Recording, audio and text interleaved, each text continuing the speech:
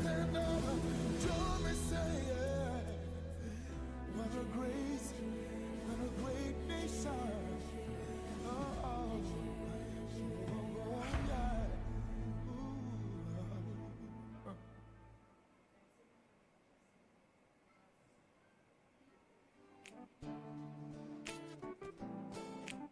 yeah.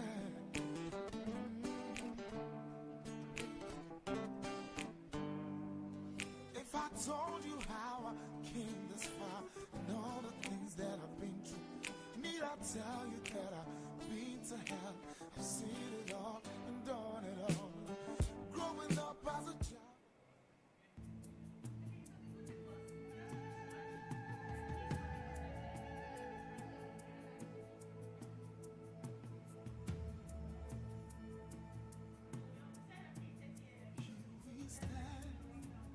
As a people, with one song, with one voice, we're a nation undivided and poised.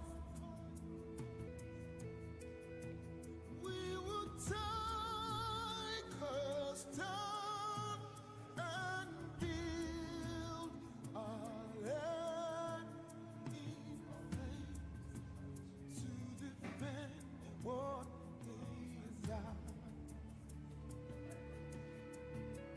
Here we are as a people with one heart for one cause.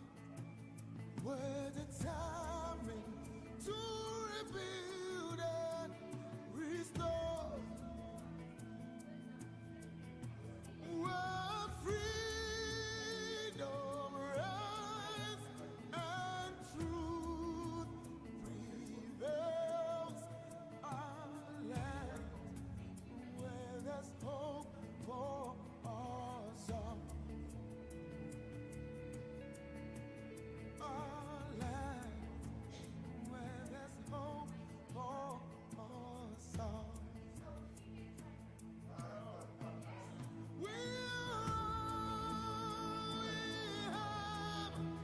We'll defend our land. We believe in this nation, and we know we'll get there. We'll defend our land. We believe in Nigeria and the promise she holds, and that one day we'll shine like the sun. We're a great nation.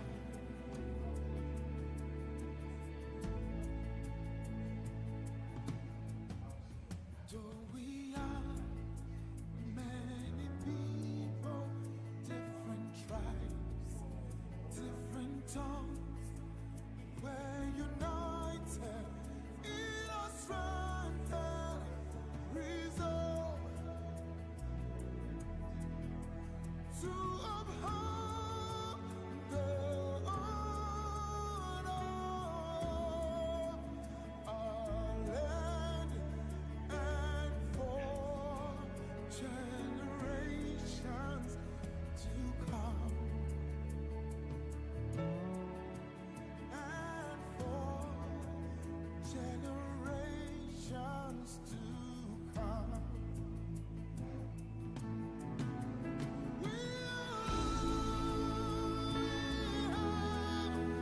We'll defend our land.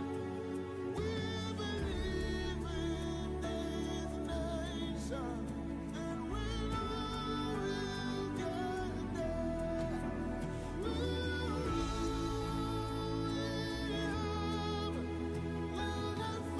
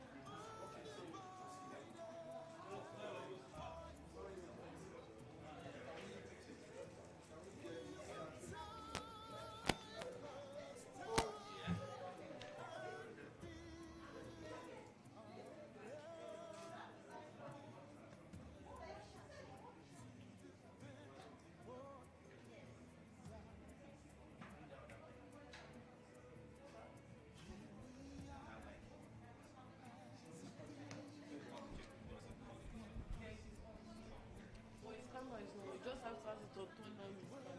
Yeah, how's that? Maybe send at the screen cut. No, no, no. I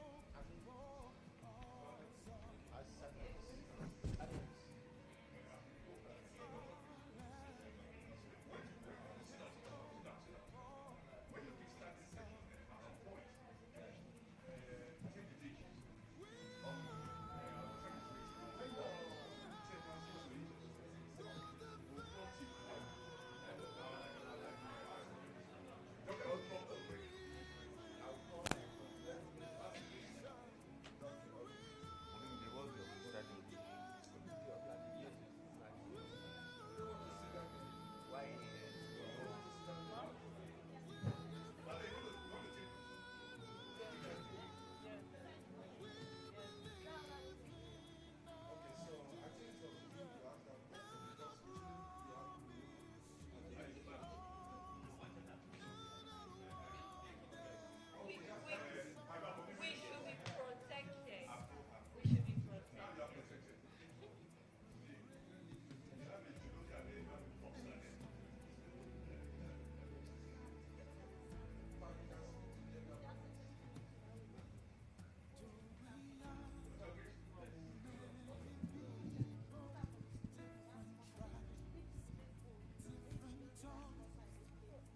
Are we good to go?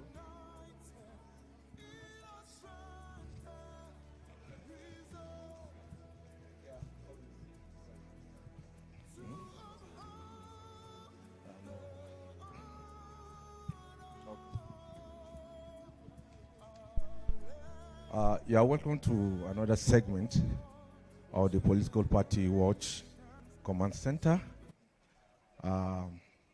Just before we went for a short break, Camera is not. we were actually discussing issues around monetization of political parties and how it impacts on the traditional disadvantaged group like women, PWDs, and the youth.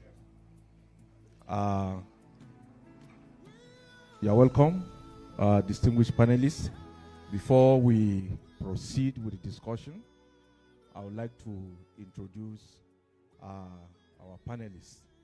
I think there are a new set of panelists on this session, or on this segment of the discussion. I will start from my right. From my far right is Mr. Olumide Olaniyan from WFD.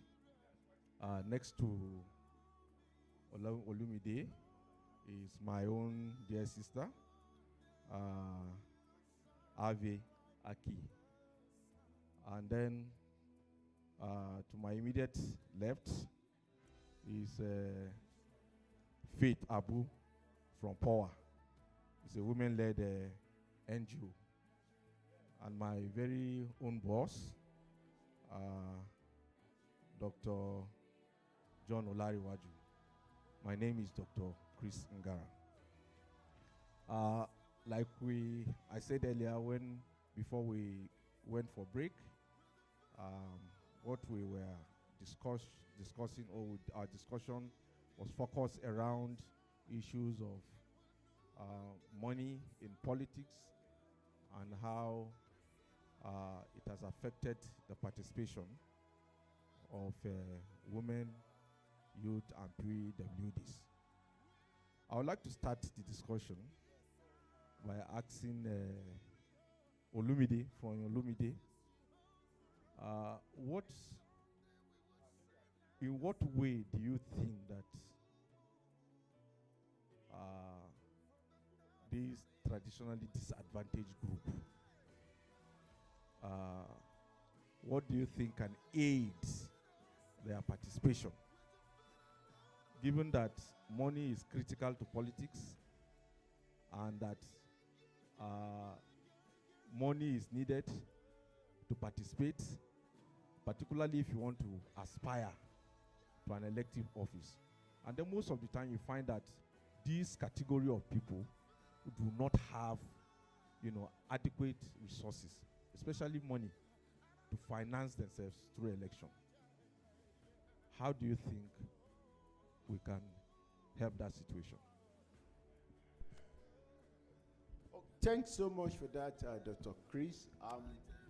As we are all aware, the important role of resources, of course, which money is part of, and politicizing is something that is very germane, something that is very key.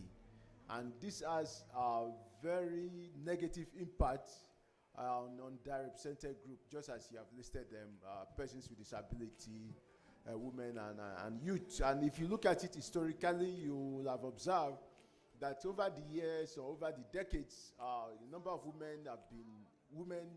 young persons and persons with disability have been not be able to participate as effectively as they ought to, because right from the primary elections or some other pre-election activities, they are not able to mobilize resources to be able to present themselves through their political parties. For instance, it's not until very recently that Nigeria established the Disability Commission as a nation. And part of the law setting up that commission as that persons with disability have rights to participate in political life or in politics. And that means the political parties and the state have a duty to ensure that persons with disability are also able to access resources, just as all other participants, to be able to participate effectively in politics. Of course, if you look at the ratio over the years, due to gender discrimination and based on biological differences of women and men, a lot of women are beholding the short side of the stick in terms of accessing resources. They face discrimination in offices. Women are not promoted. Women are affected majorly because of the relationship between mother and child, because a lot of times you find out that women are tied down because they have to cater for their kids, and they have to cater for their family. They have to do a lot of other unpaid household related work. And these factors also indicate that women are not able to have enough time to participate in politics, and of course that also means women are not able to have resources to, for instance, obtain party form. So at the end of the day, you find that a lot of time women are reduced to playing some roles, like maybe providing meals or entertainment or welcoming party executive to party events or to other party activities. And despite that, Nigeria recently also passed the law on youth inclusion, not too young to run bill. But we have also seen that despite that, some few years now that we have this bill in place, this law in place, it has not really translated into victory for young persons in Nigeria. If you look at all the international instruments and some other national law, the age for the youth, 30, 35, even if we go with 35, from studies done earlier by ourselves, or the ongoing study by NILDs and WFD, you have also noted that quite a number of young persons are not on the ballot papers. Especially, of course, some of them are able to push their way through some of the parties that do not have wide followership, and which also means that the resources are not there for them to do effective campaign, to effectively mobilize voters. So the issue of money impact on underrepresented group is very huge, and this has to be addressed. And there are already adequate laws and provisions in place for us to address this. But in terms of process of going about it, we have not really done much as a country. And let me, as I round up, let me also state that we as Nigerians have a way of giving the traditional excuses. A lot of times we have talked about the issue of religion, we have talked about the issue of tradition as issues that are limiting women from participating effectively in politics. If you observe, or if you look at the record, Nigeria has one of the lowest, in fact, has the lowest record of women in parliament in Africa, far below Togo, far below Benin Republic, and not even performing.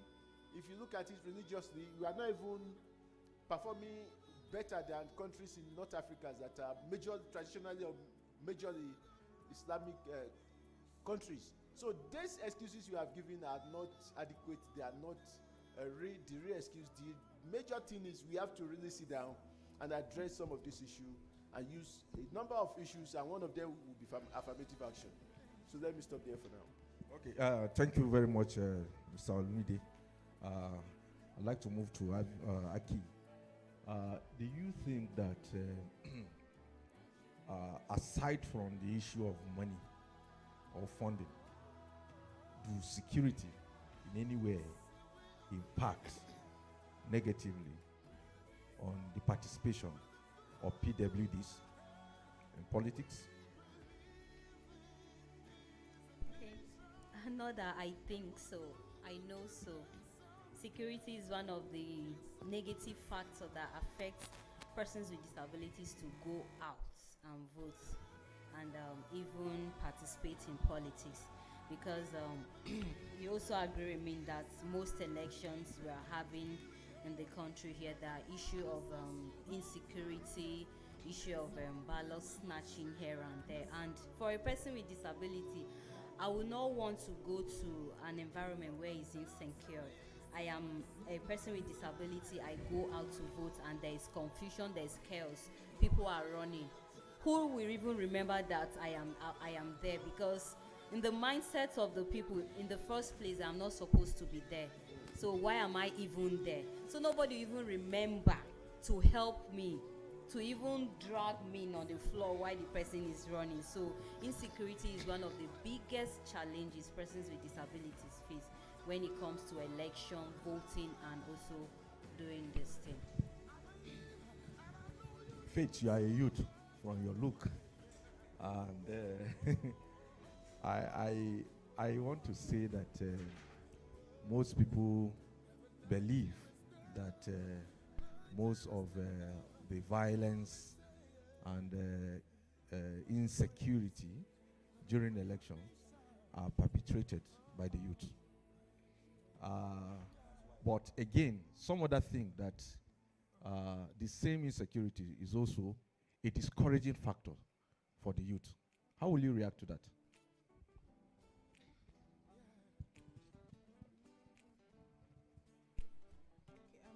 Thank you very much. No doubt that we see that some youths are, participate in violence during election and electoral processes. I agree with you on that. And sometimes the violence that occurs is also a problem for youth to come out to participate. There's no doubt about that. But let's also look at what are the things that are causing these youths to be engaged in this violence. What is making these youths to participate in violence or to be used by thugs or to become thugs? What is causing? These are the areas that we need to begin to look at as people that are intervening in youth in promoting youth participation. So we need to look at some of the things. Personally, I think that it's time for us to also critically observe what are the things that are the youth interested in. We can come from that area and see how we can bring them into politics so that they cannot be available for violence. We need to critically observe that area and see what are the things that youths are interested in, because it's only a youth that is not interested in political participation that can go and become available for violence and other offensive acts. So we need to critically observe and find out how we can bring in more youth into political participation, thereby taking them away from violence. Because if the youths are busy, both young men and young women, if they are very, very busy in whatsoever they are doing, we will not see youth coming out to become thugs and gangs and all the rest of it. So I would also make a recommendation. Maybe in terms of, I know that youths now, in terms of technology, they are very interested in technology. They are very interested in emerging things innovative ideas. So some of these things can really, really help to eradicate this violence that occurs during election.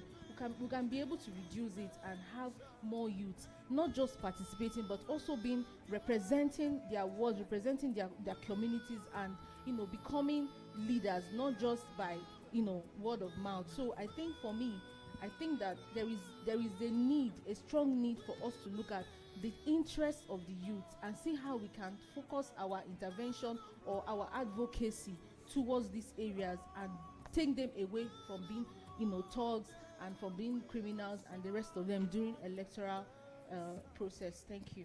Thank you very much, Faith. Before we move to Dr. Olariwaju, I would like to take a report from Dr. Wali, who is standing by to present his report from Wamako local government, Sokoto State. Dr. Wali, you are on. What is the update from your end? Hello? Dr. Wali, can you unmute yourself? Hello, we cannot hear you, Dr. Wali.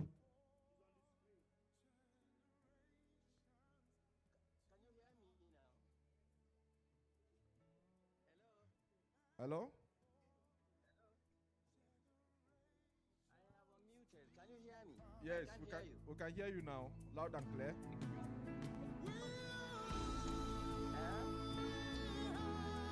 You hear me now? Yes, we can hear you, Dr. Wali. Go ahead. Okay, right now I'm inside Wamoko town in Wamoko local government. Okay. At the polling unit, Government Day Secondary School, Wamoko. Code number 009. Registration area code 07. Since morning, the election has been going on fine without any hitch. Although it started a bit late, it is going on fairly okay. And interestingly, you can't believe it, women appear to outnumber the men in the voting activity. However, some of the things I observed was that there's inadequate number of security personnel. Only one police officer was deployed to the place, which is not sufficient. Fortunately, anyway, there is no rowdiness, and everybody seems to be in order. That is why he did not have a serious challenge. We have the polling officials, about 4 of them. They are doing their work. They are right now on break, and as you can see, their place is empty. We did not have a case of physically challenged people around, but the polling officials have made it a duty to attend to women that are aged, in fact, all aged people, as well as those that are pregnant, so as to reduce the hardship they may encounter in the process of the voting. Can you hear me, sir? Yes, I can hear you. Can hear you loud and clear. So there is no case of any violence recorded in the area. There's small hitches here and there which are expected in any polling booth. Okay. Other than that, things are going on normal in this Wamoko town of the Sokoto Central Senatorial District. Thank you very much for the update, Dr. Wali. Thank you very much. Thank you, sir. Any specific inquiry? No, we are fine and good. You said there is no PWDs there. Hello? There's no, yes, we don't have the physically challenged cases. Okay. Around. All right. Thank you very much, Dr. Wali. Yes. Only like I said, the aged. Okay. And based on my observation, they have been adequately taken care of. Oh, okay. What about the youth? The youth. I can't hear you. The young people, are they out to vote? The young people, the youth. Hello? Yes, Dr. Wale, I can hear you. Okay. I'm saying, did you observe any activities on the youth? The youths. Yes. Yes. Well, some of them have been on the queue waiting to cast their votes. Some of them, the younger youths, I may say, are just by the side, just shouting for anybody that casts his vote. In fact, they constituted a distraction. They are not of voting age. However, the polling officials, as well as security agents, were able to take care of them. Other than that, there isn't much to be worried about. The youth, a number of them were on the queue trying to cast their votes. In fact, they seem to even be the majority in the voting line. Okay, can you estimate the percentage? The percentage? Yes, can you estimate? Well, it's difficult to say the percentage, but like I said, they appear to constitute the majority. Okay. Thank so you. I may not be able to say specifically the percentage, but where they constitute about the majority, I think they should be on the side of above 50%. Okay, thank you. Thank you so much, Dr. Wali. Thank you very much. Are we okay, sir? Thank you. If there is need, we'll call on you again. Much, sir. Thank you very much for the information. Thank you very much. Thank you. I'm told Dr. Saretin from Edo State is standing by. Dr. Saretin, please.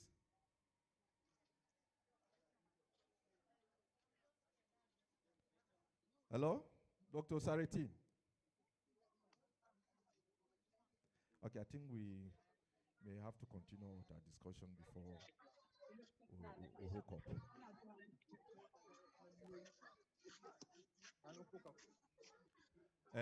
Back to you, Dr. Olariwaju.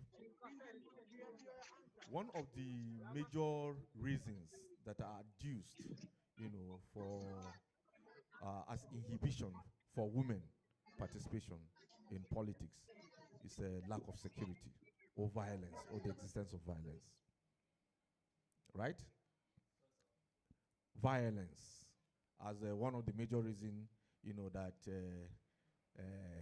to what extent do you think okay, this is not this is Osaritin.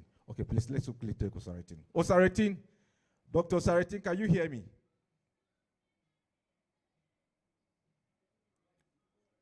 Hello? Unmute yourself, Dr. Osaritin. Mute. Okay, we can hear you now. All right, it's good to connect with you here. Okay. What is the update from Edo State? Yes, I can hear you loud and clear. Okay. What is the update Hello? from your own end? Yes, I can hear you. Okay. What is the situation in your polling units? What is the situation in your polling units? Okay, thank you, Dr. Chris Ogara. I have been to several polling units in different registration areas, that is the word. And let me just quickly give you a highlight of what I have observed so far. I think a major highlight is that voting started late in most of the polling units. In the places where the voting started, started late. There were shortages of ballot papers. In some places, you will see that of the president or Senate, and then for that of the House of Rep will be non-available. And then another problem was that the queues were very chaotic. They were not able to coordinate the queues. And that seemed to have overwhelmed the security agents and the polling officials.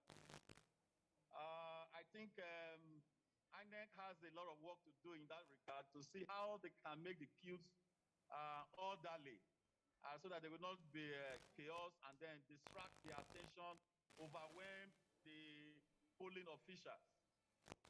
And then in another areas, though the election have been peaceful, there have not been any violence whatsoever. in some of the polling units, they have finished voting. Like I just came out now from Ward 3. I've been at Ward 12, and then Ward 10. That is the home ground of Comrade Adams Oshomole, the candidate of the APC senatorial Edo North senatorial district. He has cast his ballot as well as his mother. So they have cast their ballot at Ward 10. I also went to Jatu. Jatu is the home ground of the Deputy Governor of Edo State, Right Honorable Felix Shaibu. So in all these places that I've been to in the wards and the polling units that have been peaceful. And I am presently at Ward 1, Unit 12. That is Auchi. The voting has ended. So the voting is still going on, but though in peace, majority of them have cast their vote. They are waiting for the counting to begin. Okay, thank you, Dr. Osaretin. What is your assessment of the turnout of women, the youths, and PWDs? Yes, the turnout is very, very impressive. I think it's a welcome development and improvement in the previous turnout. The turnout, have been very, very impressive. With cut across all demographics in terms of age. So you see the elderly, you see the youth, and I think it's very, very encouraging. Okay. In terms of the turnout. Did you see any PWD? These on the queue to vote? Pardon? I didn't hear you well. PWDs, people living with disabilities. Yes, a lot of them. The elderly, the people living with disability, they were all represented. They all came out to vote in their numbers. Okay. Was a priority accorded to PWDs? Yes. During the voting? In most of the polling units and wards, priority attention were given to the senior citizens, people living with disability, and all that. And in some of the places where they were not accorded, I drew the attention of the polling officers to it that, we have people living with disability, and then they swiftly gave them priority attention to enable them cast their vote, including nursing mothers and pregnant women. They all gave them priority attention for them to be accredited and voted accordingly. Okay, thank you very much, Dr. Saretin. Thank you for the update. Thank you so much, and we pray that the outcome of this election will be for the peace and progress of our country, Nigeria. Yes. Thank you, Dr. Chris Nkara. Thank you very much. Now back to you, Dr. Olariwaju. Okay. Pardon? Okay. So, the violence and insecurity is being counted as one of the major reasons that hinders women from participating in politics. But I think most of the time, that is ascribed to women who actually want to pursue, maybe want to contest for offices, but not when women are required to go and cast their vote. Most of the time, even if there is insecurity, you still see women going to cast their vote. But once it comes to the issue of vying for offices, now that is counted as a major reason why they cannot continue or they cannot, vote, aspire to contest an elective position. Yeah. What is your take on that? Thank you very much. I think one of the things is this spirit of do or die when it comes to politics among the political parties. There is this high competition that everybody wants to resort to creating fear in your opponent as a means of winning election. And that's why you have people recruiting thugs, people bringing in violence to scare away their opponent. And nobody can progress in an atmosphere of chaos and insecurity. And when you have insecurity, the women are much more vulnerable. And they want to avoid situations like that. So I think men has over the period of time make sure that political party meetings, political party rallies are dreaded as if it's an exclusive reserve of the brave and the strong. So, and the women being the weaker vessel in most cases, would rather not want to contest under that kind of environment. And even when they have that interest, some of them will not bring themselves to avoid this kind of deteriorating situation. So it's a challenge to our political parties. We must be able to guarantee a very peaceful environment for conducting our process and businesses. And secondly, I think the political parties must, as a matter of fact, begin to have seasonal and frequent meetings, not when political activities are coming up. Sometimes until election, you hardly see political parties having meetings or functioning anyhow.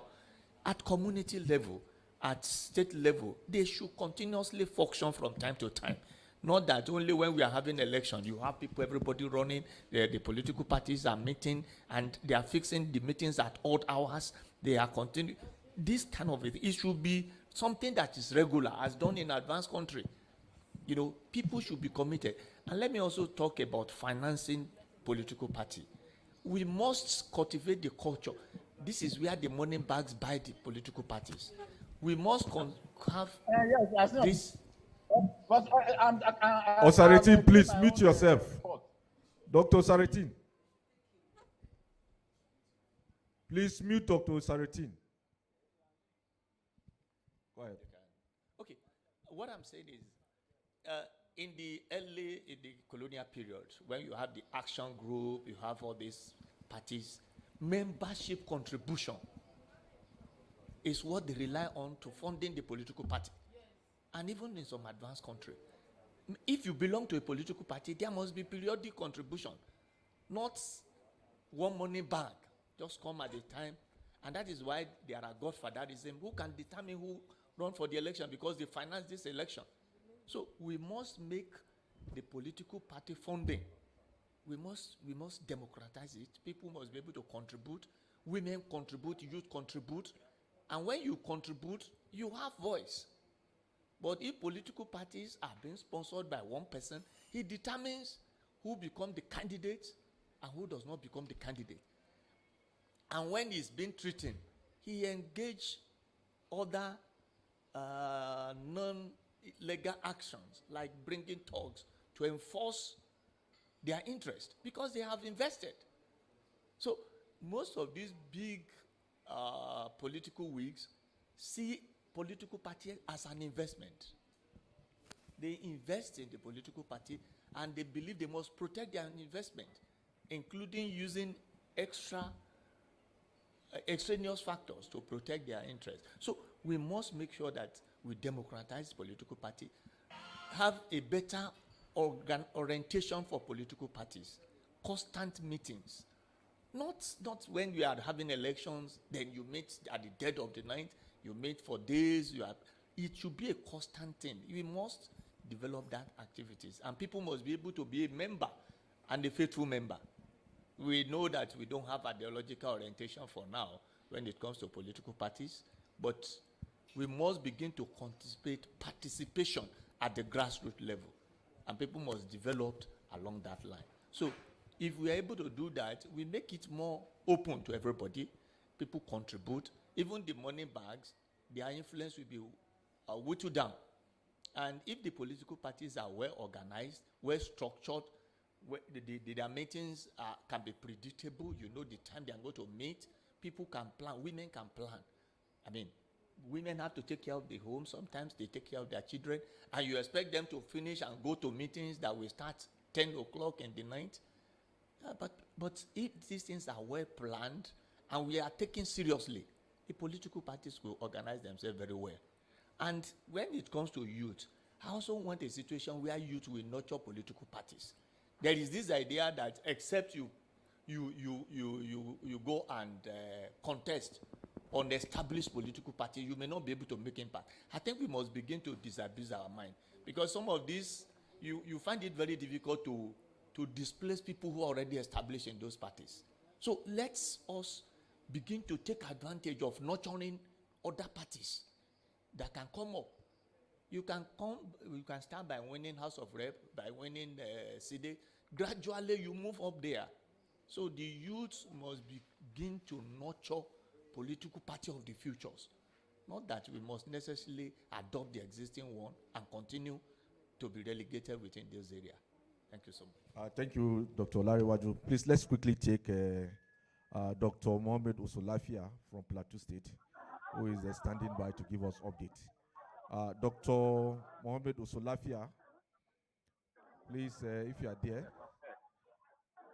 I'm here. Can you hear me? Yeah, we can hear you. Yeah, I'm giving an update from. Can you move out a little from where you are now? There's a lot of noise on the background. Okay, thank you very much. Can you hear me now? Yes, I can hear you. Okay, I'm in Nefu unit. Nefu unit is 001, located at the Secretariat of Anshin Central in Plateau Central Senatorial District. There are 3 units. Can you move out a little more? Okay. Yeah. And then speak out. Okay. Can you hear me now? Yes, we can hear you loud and clear. Very good. I say I'm in a unit called Nephew. Nephew unit is located at the Secretariat of the local government in Pangshin local government area of Plateau Central. Okay. And there are 3 polling units in this unit. And as we speak, one of the units, there's a good presence of PWD, because the presiding officer is a PWD and is a member of the NYSC. But one of the challenges we are having here, out of the 3 units, is only 2 units that is working. The other unit is waiting for electoral material since morning. So the electoral material finally came around 1:30, and unfortunately, they came with only 1 set of ballot paper, the ballot paper of House of Reps. That of the President and the Senate were missing. They could not be able to come along with it. So the people protested, and the people say no, they cannot vote with only the ballots of the House of Reps. So currently, the presiding officer has to return to the rack center. So as you can see, the people are still waiting. I will show them. They are complaining eagerly, and among them, there are 8 people. There are people with disability that are waiting. So I will show their image briefly for you to see them. These are some of the crowd. They are saying they are already disfranchised because they have no vote since morning, and they don't know when the voting material will come. And again, I just want to show you the image of the PWD member who happened to be a presiding officer, which I think is a good development. Just his image.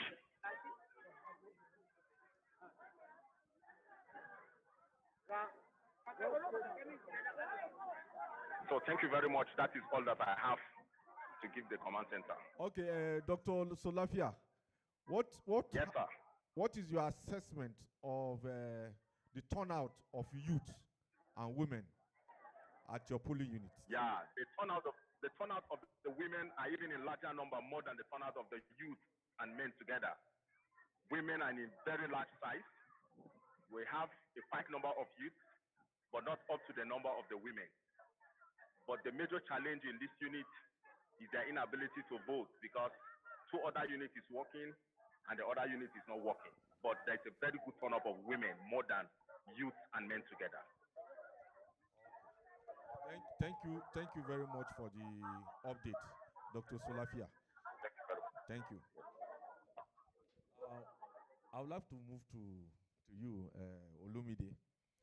Some of the information we are getting from the field indicates that there are late arrivals of officials and materials in many of the polling units. How do you think that can impact on the women, the youth, and PWDs?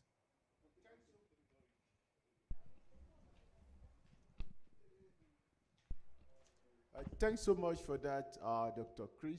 Of course, late arrival of voting material has very big impact on the underrepresented group. Let me start with the impact on women. As I said earlier, women have so much connectivity with their family, with their home, because of course, traditional distribution of role based on patriarchy and gender roles. For instance, in many parts of the world, not just in Nigeria, women, a lot of times, people assume that women should basically cook for their family. Of course, there's nothing wrong if men also cook in their homes. But the question we are actually facing in this instance is a number of women that were in some of those polling booths, for instance, that have been there, that may also need to go back home to cook for their kids, may be disenfranchised in the sense that they may not be able to come back, or maybe when they are coming back, maybe the voting is over, or maybe they may be discouraged, they may be living in faraway distances. And this also applies to persons with disability. For a number of persons with disability, depending on almost all the clusters of disabilities, will also be largely affected by this late arrival, lack of voting material at the polling units. For instance, for maybe the blind, for instance, they may need assistance, somebody to take them to the polling unit, to take them back home. It may become a bit tedious if their assistance is not readily available to provide these services for them. And these are the issues we are talking about when we talk about the importance of reasonable accommodation. And this is why we need to improve on our voting system in order to make it more accessible to everybody, as is done in other parts of the world. So that people, whether they are persons with disability or not, are able to vote from the comfort of their homes. If they are able to vote from the comfort of their home, it means more women are able to vote. They don't need to worry if they have to take care of their kids, or if more persons with disability will have to vote. Like for physically challenged person, we have seen instances where even ballot material, boxes are placed in a place that are not accessible to physically challenged persons. These are things that are very germane, things that are very important to be addressed when we talk about late arrival of material to these polling units. And of course, for young people, of course, young persons, like every other persons, do have a lot of things to do. People don't need to spend the entire day at the polling unit because they need to vote. They have other things to do. A lot of these persons are artisans, that they have a lot of other things to do with their time. It doesn't mean because it's a voting day. If they are self-employed persons, they may have some are carpenters, they have some other work that they need to do personally. Some of them are IT gurus. They need to work on their system at home. They don't need to sit permanently at the voting booth. I mean, polling booths to vote. And if you don't make the voting to be accessible to everybody, it means a number of these persons are already disenfranchised, and that means they are not able to vote. So it has very big impact on women, has big impact on persons with disability, and as well as the youth. And lastly, is also to mention that our attention should not just be on a number of youth or women and PWD or persons with disability that are voting. Our attention should also be on the fact that the voting process should be accessible to them. During the pre-election, persons with disability should have access to be able to participate, and post-election, their issues should also be addressed as it should be. Thank you very much. Okay. Ms. Zaki, how will you react to that?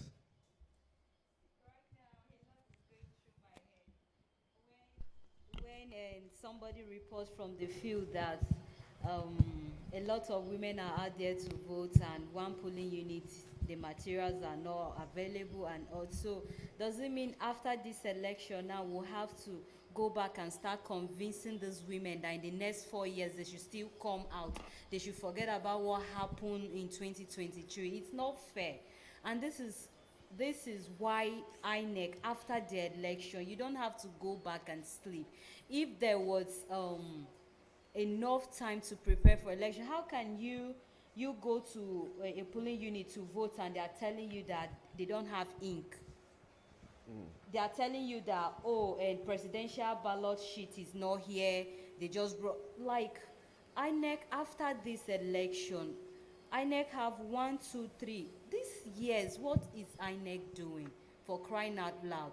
So, and he made mention of a visual impaired person going out to vote morning till night if somebody that is guiding that person is not there. How about the person on wheelchair?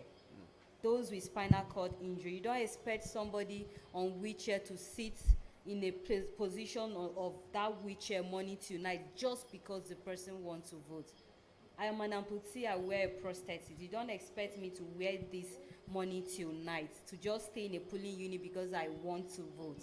It should be something you go early in the morning, you vote and you go. Persons with albinism, they're not supposed to be there till when the sun is out. It will affect them. So because we want to vote, we have to go infringe pains on ourselves again before coming back home. Come on, Nigeria, INEC, whosoever is involved, to give us a plain voting, inclusive, reasonable accommodation to vote. Is not fair. You are not being fair on us. We are trying on our own. We are coming out. We are doing the little. Yes, you have made a lot of noise that we don't come out, we don't come out. Okay, for the reports coming from the field, there are issues that persons, I can't see persons with disability. If we check back, if we check the history from the last election, something have caused what is happening right now for persons with disabilities not to be out to vote. Insecurity. And now the few are out. Women. In the past, we don't used to hear that women are 75% of those who have come to vote. Now we are having that. Still, there are some issues that are accompanying this. So, a lot really needs to be done. Thank you very much, Faith. Late arrival of officials and material. How does it affect the participation of youth? Thank you so much. No doubt that this time around, we've recorded, success in terms of youth coming out to vote, women coming out to vote. We have larger, we have a large turnout of, youths that have really come out this time around to vote.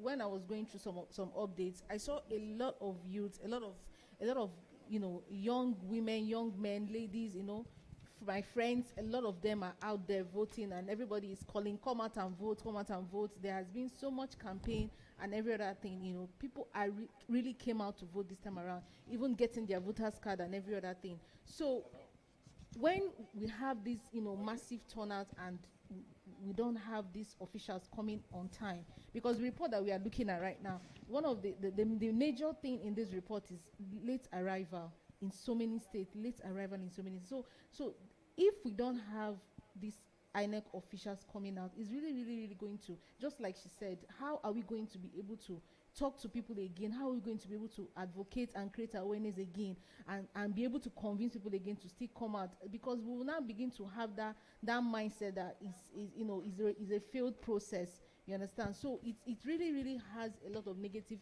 effect, because so many people actually traveled out of their states from Abuja to go to their polling unit to vote and all that. So how are we going to tell these people that they should still travel next 4 years to go and vote their preferred candidate? So this is what we need to do as stakeholders, to see how after this, how we can begin to talk to the stakeholders involved. Let us look at, now that we have identified these issues, we have, apart from the late arrival, we also have some INEC staff that they were the ad hoc staff that were saying that they couldn't turn on the machine, the BV, and all. They were having some issues. Some were saying let them call the rack and all that. So there are so many things that are coming up right now that we need to take note of all these things and see how we can advocate for it after this election. We have other elections that are coming up. How we can, so that the youth too will be able to come out for the next subsequent election. So these are issues that we need to put down and begin to see how we can talk about it after now. And let it not just be like he said, let it not just be that political activity will just be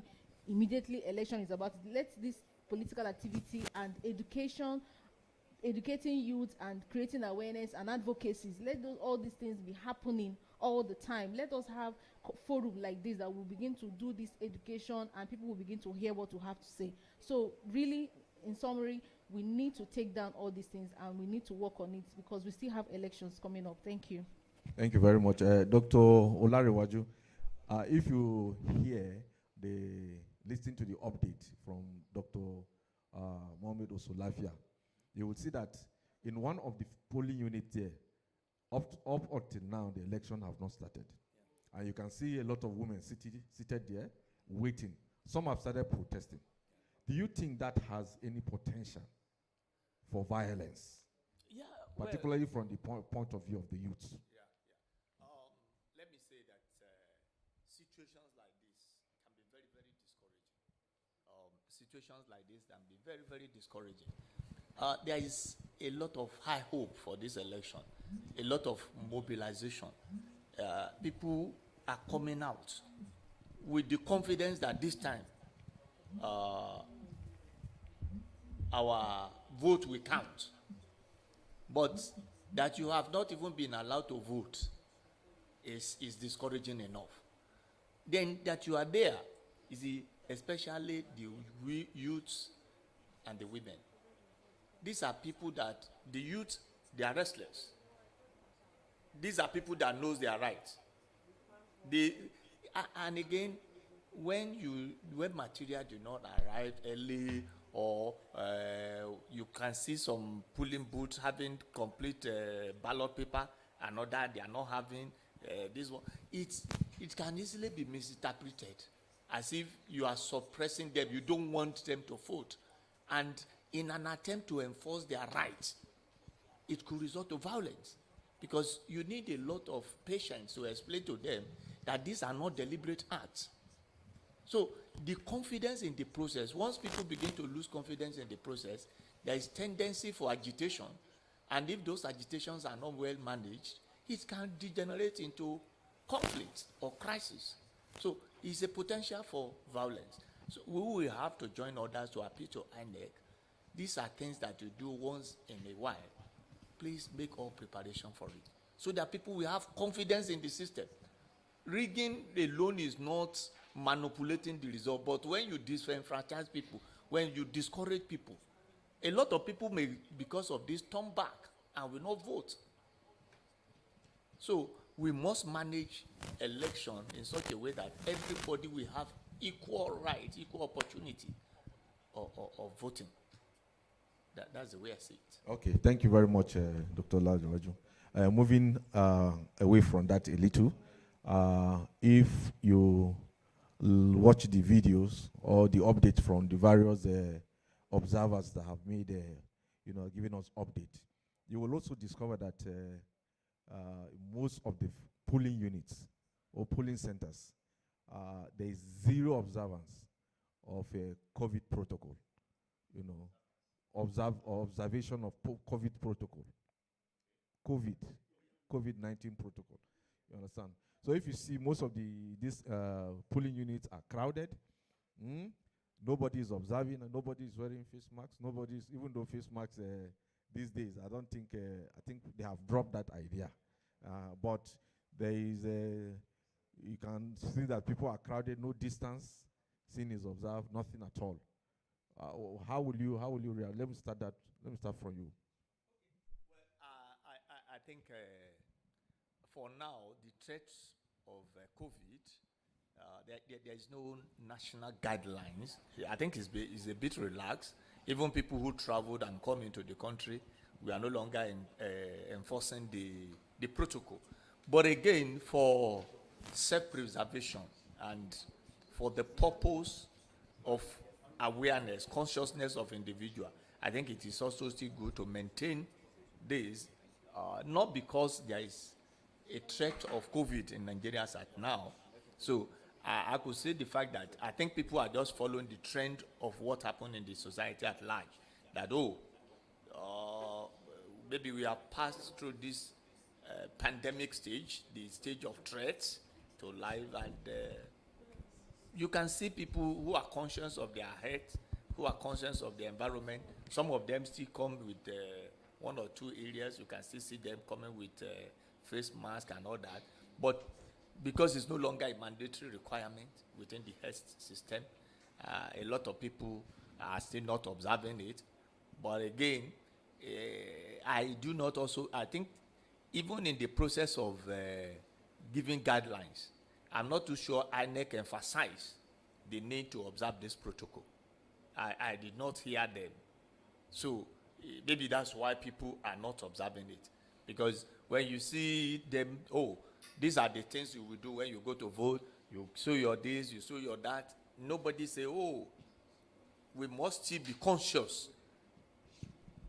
and observe the guidelines of the rule. So maybe that is why Nigerians are not strictly observing that. But again, it is also very good that in the situation where we have a crowded environment, and I think INEC did something. They tried to split some of the crowded polling units into different ones. So maybe those are part of the precautions they were also taking. But again, we can still see them. And secondly, if some of these materials are not delayed, if things start early and people come accredit and vote, you are not likely to have those overcrowding as much as they are.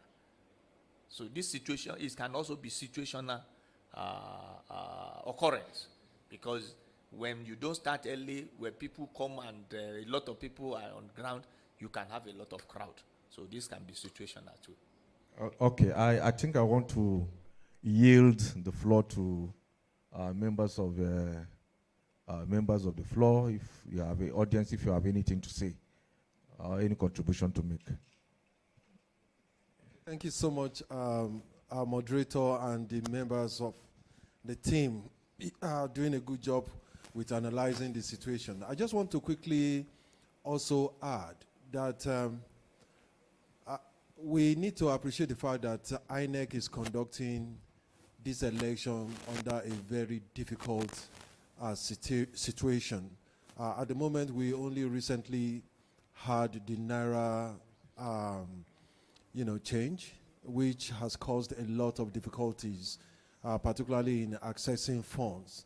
And within this condition, we are still having election going on. And at the same time, we have fuel scarcity, being dealt with by the commission. A lot of logistics is involved in moving materials, from the headquarters here to the places where they will be needed. So I think what we need to emphasize, in addition to all the point that has been made, is the fact that every agency of government that needs to put things into place need also to consider the factor of the election year.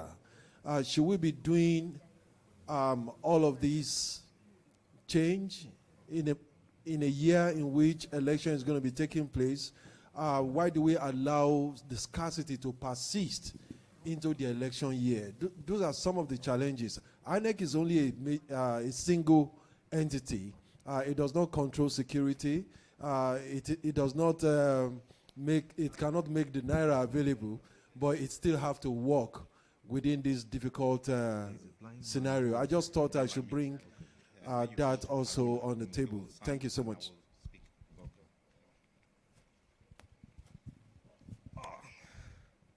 Thank you very much, Mr. Debo, for that wonderful contribution. Now, I would like to quickly take Barrister Danlami Bashiru. He's a person living with his PWD and a former member United Nations Committee for the Rights of Persons with Disability. If you can hear me, sir, Barrister Danlami, you are on. Please, you can make your point, sir.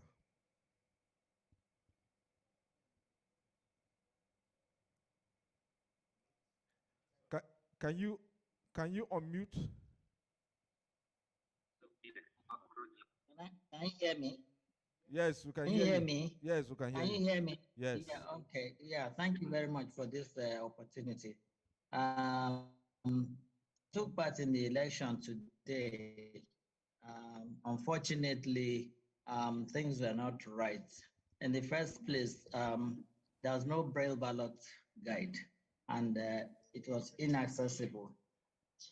And I think this is we've discussed with INEC. We've discussed with INEC this issue, and it seems to be recurring year in, year out. This is my third or fourth time going on elections, and I've never had the privilege of a braille ballot, and it has been inaccessible. I don't know what else we're going to do.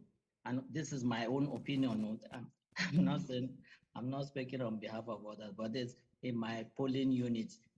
This was what I obtained. And I think it's not right, to year in, year out. So I don't know what else we can do to get INEC to get it right.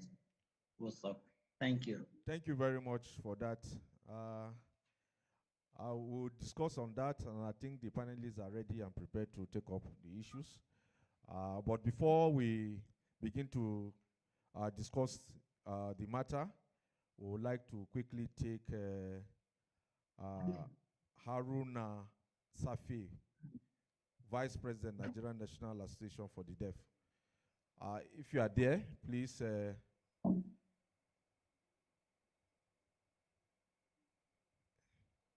Yes. Hello, everyone. Hello, everyone.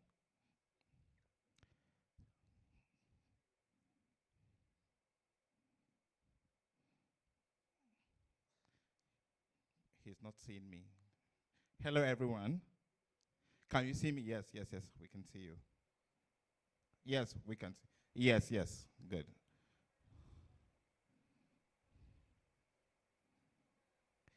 Today, I was able to exercise my civic rights as a citizen of the Federal Republic of Nigeria. When I came to the polling unit, I tried to show them that I'm a person with disability, but people around protested, and I told them, I said, no. I showed them that I have the right of priority in queuing as a person with disability, which includes women and elderly people. And one of the staff now recognized that and gave me the opportunity and gave me attention to vote. And I vote the party of my choice. From EC40H, the problem is that many of the INEC staff don't even know about the form. So I have to insist that they have to give me that form so that I will be able to let them know, to recognize my disability and to know that I vote. But most of the staff don't know more about the form. And we have the same complaint with the deaf community also among us, that they don't have knowledge about that form. We think INEC should be able to create more awareness in that area about Form EC40. Thank you so much. Thank you. God bless Nigeria. Thank you so much. Bye.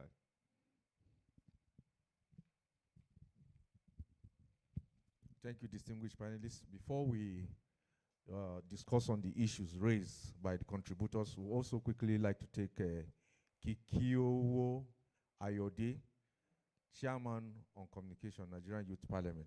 If he's here, please, let's take your contribution. Okay, thank you very much for having me, and thank you, WFD and NILDs. My name is Kikiowo, I've been rightly introduced. I've been getting a lot of information, feedback from the fields in morning, and we have seen how most of it have been positive to large number of youth turnout in most of the report that we have gotten from the field. But what I've observed since is that there's still a gap between the working relationship of INEC and other stakeholders that are instrumental to the election. So we've seen a report where we found that just one security officer in a polling unit that about controlling about a 600, 500 expected voter. We've seen situation whereby people snapping, because since morning we've been seeing how people are snapping their ballot boxes and uploading who they voted for online, and a lot of things that I think have been trashed out in the new electoral law to avoid vote buying, and but we see that most of these things, the compliance rate is still very low, and it's still like the popular saying, if we keep doing something the same way and expect different answer, it is insanity. So my fear is at the end of the day, we might still end up having the obvious unacceptability of results, and people not being satisfied with the election results. And we have also seen series of some little violence in some places, and but all these things is that we are seeing that because INEC does not have power over the security agencies and other stakeholders that are playing critical roles in this game, but we see there is not simulation. INEC operation, we can say a good work done, but on the security part, we see that there's still a lot of work to be done, and this alone can still be affecting low voter apathy. The previous speaker speak about people that have been waiting at the polling units, their tenacity, their patience level get reduced, and this alone is another major subject of voter apathy, and which we have to cope as much as possible. This is just my observation, and I hope that we can speak on this to look at possible solution. Thank you. Thank you, Mr. Ayodi. We also like to take Anlami. He's a PWD. Okay, we are taking. Okay. In that case, I think we can go ahead and. Okay, please go ahead. Go ahead, sir. So, thank you very much. First of all, I don't like the term PWD. I don't like the term PWD, please. I am a person with disability, so I don't like the term PWD. And then secondly, the form we're supposed to fill, the EC 48, none of that was applied to me, which was very wrong. So I think going forward, we need to discuss better with INEC and make it clear that the form EC 448 should be applied. And it's very important that we are fully included in the process. At the moment, I feel not included at all. So please, thank you. Thank you very much. Thank you, distinguished panelists. You can see that our discussion here have elicited a lot of reactions from the audience, and from the issues they have raised quite a lot of issues. The first one is on the non-availability of braille ballots, which has been, a recurring decimal, year after year. Even when INEC claimed that there are braille ballots, they are going to make provision for braille ballots during the election. Most of the time, we find that we don't see that. So I think it's an issue of great concern, and if we want to achieve inclusivity, particularly for PWDs, INEC must